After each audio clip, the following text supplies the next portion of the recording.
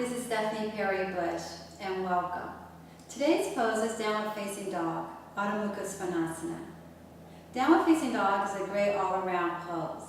It stretches our entire back body by building strength in our arms, our chest, and our back. It's a great pose to energize the body and to calm the mind. Let's get started. Come onto your hands and knees. Have your knees hip bone width apart and your hips over your knees. Step your hands forward about 8 to 12 inches in front of your shoulders. Have your hands shoulder width apart and place your hands so that your index fingers are pointing straight ahead. Now press into your hands, make your arms straight. Rotate your upper arms so that your bicep muscles are facing forward. Roll your toes under. Keep your knees bent as you press down into your hands and lift your knees. Stretch your chest in toward your legs. Keep your knees bent as you lift your hips up and back. Keep your knees bent as you energetically, without moving your feet, drag them in toward each other to tone your inner thighs. Now lift your hips again, stretch your hips back. Lift your kneecaps up and press your heels down toward the floor to straighten your legs. Your heels may not touch the floor. That's okay. Keep the energy in your heels moving down. If your heels touch the floor, press down into your heels.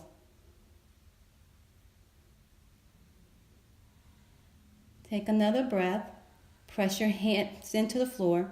Stretch your chest in toward your legs any amount, and press your thighs back any amount as you press down through your heels.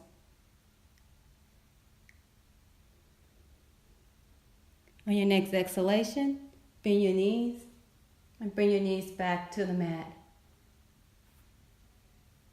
Bring your big toes together. Widen your knees as wide as your torso and stretch your hips back and rest them on your heels. Extend your arms, keep your arms extended as you rest your forehead onto the mat.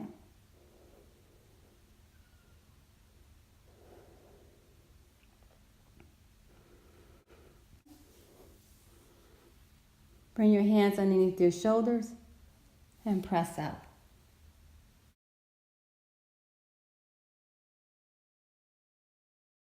I'd like to show you an alternative to downward facing dog. We'll use the wall. Hand facing the wall with your elbows bent and your hands on the wall. Have your forearms parallel to the floor. Then bend your knees slightly and step away from the wall and begin to stretch your hips back as you fold at your hip crease. Keep your knees bent. Make your arms straight. Pressure your inner upper arms up toward the ceiling. Keep your knees bent. Press your hands into the wall. Stretch your hips away from the wall. Have your feet parallel. You can keep your knees bent, or you can begin to straighten your legs by lifting your kneecaps and pressing your heels into the mat.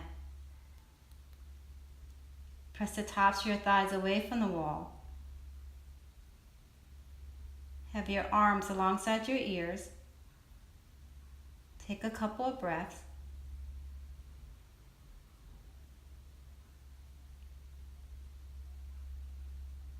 Bend your knees and walk in toward the wall. Take a breath and release your hands.